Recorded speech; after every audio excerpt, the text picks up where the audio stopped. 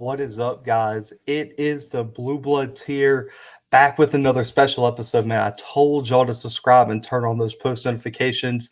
I was up at work Saturday, so I didn't get a chance to record an episode when this happened, but Travis Shaw, five-star defensive tackle, man, one of the best players in the class of 2022, has made his decision. He has taken his talents to the University of North Carolina to play under Mack Brown in the ACC, try to get UNC to the top of the ACC, which they've been so close.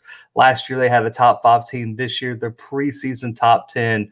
Huge pickup for Mack Brown and the Tar Heels here, man. Travis Shaw, in case you guys don't know who he is, in my opinion, might be the best player in the 2022 class.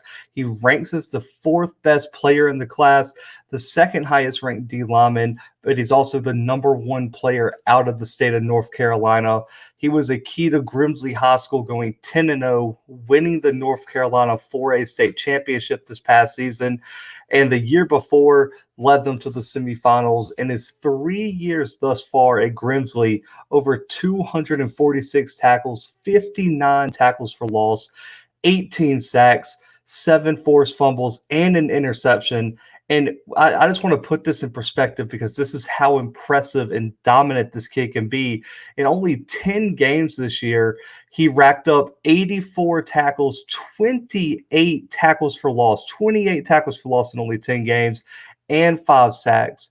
In my opinion, he has the speed, the athleticism, the motor, the power, the athleticism to be a dominant force at any school he wants to in the country. I am so enamored with what this kid can bring. He's 6'5", 310 pounds, and also comes with the versatility to play just about any position on the D line. That's how athletic he is. He's played nose, which is at 0 tech. He's played the 3 tech, played the 5, and played even way outside the tackle at the 7 tech. So it shows what UNC can do with him, and they can mix and match among their defensive linemen to get the best 4 out there.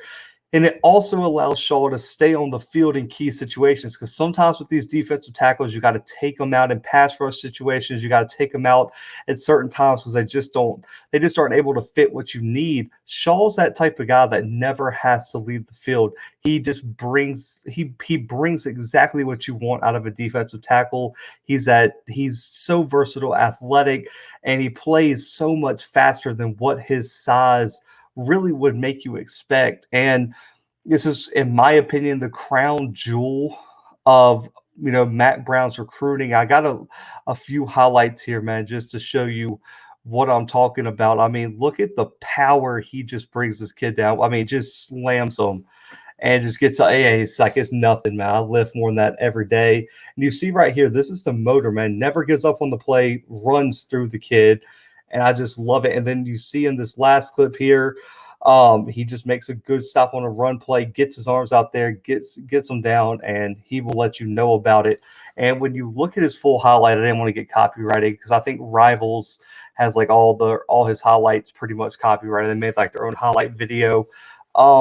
You can just see he's great in the run game. He can do the power rush. He can get his hands on you, move you out of the way. He stays in the play. His eyes stay in the backfield. And I love how this kid plays and the intensity he plays with. I think that's really what separates him from a lot of other players. Shaw is the highest ranked commitment for North Carolina in the 247 Sports composite era. He's the highest ranked recruit since Marvin Austin in 2007 for the Tar Heels.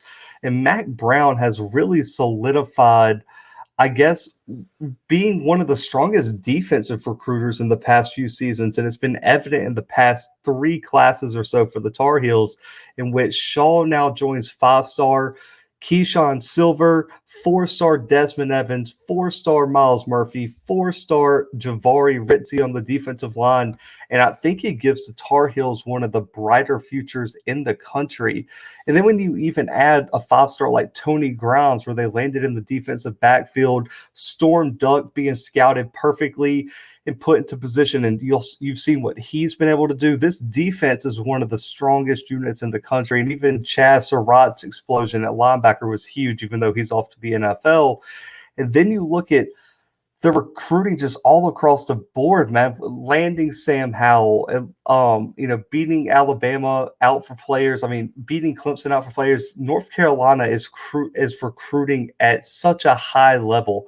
They're recruiting some of the best players in the country, and they're not backing down from anybody. And let's not forget this.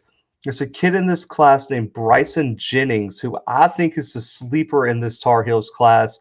He racked up 24 sacks this year in one season. A singular season, this kid got 24 sacks in a COVID shortened season.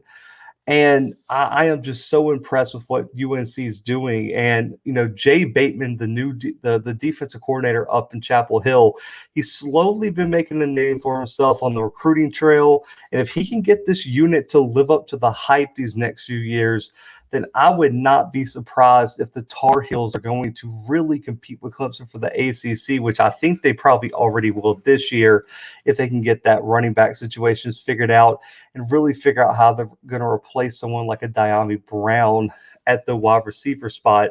And a Daz Newsome as well, who's also in the NFL now. But they've returned Sam Howell. They've returned some of the best defensive backs in the country, and Tony Grimes and Storm Duck. I'm so excited at the trajectory of this North Carolina program. Steve Wiltfong, the 247 Sports National Recruiting Director, reported that he talked to Shaw's high school coach, and this decision really came down to Clemson and UNC. He said that it was about 50-50, between the two a week ago, that he liked both programs, but it really came down to his family being close, the hype surrounding the Tar Heels this year, in which they're a preseason top 10 team. They were as high as 6 or 5 in the rankings last year, depending on where you looked. And it also, the relationships with Coach Galloway and Coach Cross played a big role in Shaw finding himself at Chapel Hill. And when you look at where the Tar Heels sit now, they're third in the ACC. They rank 13th in the country with 13 commits. It's headlined by Shaw, Sebastian Cheeks, and Amari and Hampton at running back, who I love as a running back. Listen, I'm an Auburn grad. Auburn really wanted Hampton. He ends up sticking with UNC. He's going to be a future running back that I don't think a lot of people are going to see coming, but he's going to have that type of impact I thought we saw like a Javonte Williams have last year. I'm so excited for Hampton to see him get on campus as well. And now the Tar Heels, when you look at this class, yes, it's only 13 commits, which is probably why they're not in the top 10. But for me, they have 5 recruits in the top 200 in the 247 player rankings, and they have 8 in the top 300. It just shows you that Mack Brown is recruiting at such an outstanding level, man. And what he's building at UNC is the real deal. And I really think I don't think enough people are giving them credit for how competitive they're going to be in the ACC. But for Shaw, I'm telling you, this defensive line is going to be huge. Keyshawn Silver, real deal at DN, man. He's long, athletic, and we previewed him on our recruiting update for UNC a while back. He is going to be an immediate impact player. Desmond Evans looks every bit of the part. He's 6'6", long, explosive. So those two guys are going to be your impact DNs. Javari Ritzy is also someone with so much potential, and now you just add Travis Shaw into that. And the thing with all these guys that I don't think enough people are talking about is how they can mix and match along the defensive line. In pass rush situations, you're going to have such a strong, ability to rotate where you put people. You're going to be able to move Shaw to the outside. You're going to be able to move Silver to the inside, Murphy to the inside, Evans to the outside. You're going to be able to place them in opportunistic matchups because every one of them brings a unique skill set to the Tar Heels defense.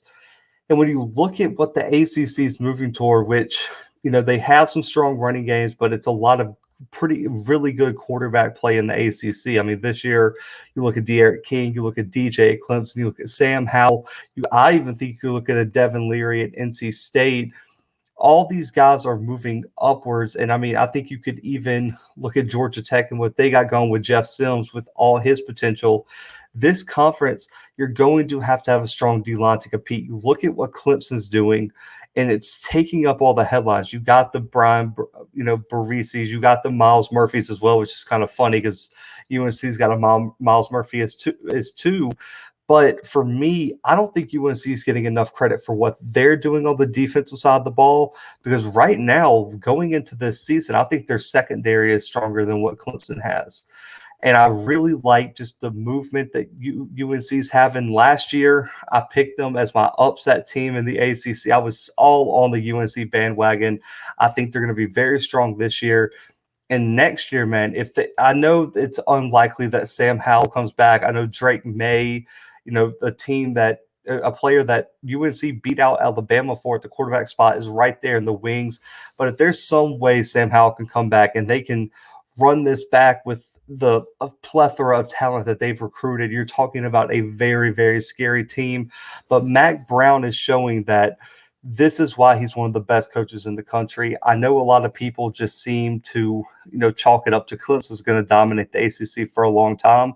There's a new contender in town, and it's the North Carolina Tar Heels. And everyone needs to start taking notes, because Travis Shaw is just the tip of the iceberg for the Tar Heels, in my opinion. They're still in the running for some really big prospects. I know there's a 5-star offensive tackle whose name's escaping me right now that they're probably in the lead for. They got some other guys on the recruiting trail that they are right on the tip of committing to the Tar Heels. This program is probably going to have a top 10 class this year. And don't be surprised if Mack Brown has the Tar Heels in that ACC championship game with a real good chance to win and a real good shot to go and make the college football playoff. But guys, I appreciate y'all tuning into this special episode. I wanted to come on here, highlight this commitment real quick. I was caught up Saturday, so I didn't get a chance to come on here and do it. So I'm recording this Sunday night so we can drop it. I appreciate y'all tuning into the special episode. Listen, if you're new, if you're a UNC fan, whatever, man, make sure to subscribe, like this video, share it everywhere. We'd love to have y'all join the Blue Bloods for the season. Its kickoff is on Saturday. Tonight, 7 p.m. Central Time, we have our Pac-12 preview, so make sure to tune into that live right here on YouTube. We have our SEC preview on Wednesday night, 7 p.m. Central. And, if you're a UNC fan, our ACC preview is back in our catalog, man. You can go to our conference preview playlist and find it there. We appreciate all y'all tuning in. Subscribe now, like the video, man. But for the Blue Bloods, we'll be back later tonight and later this week with some more updates. But for right now, we are out.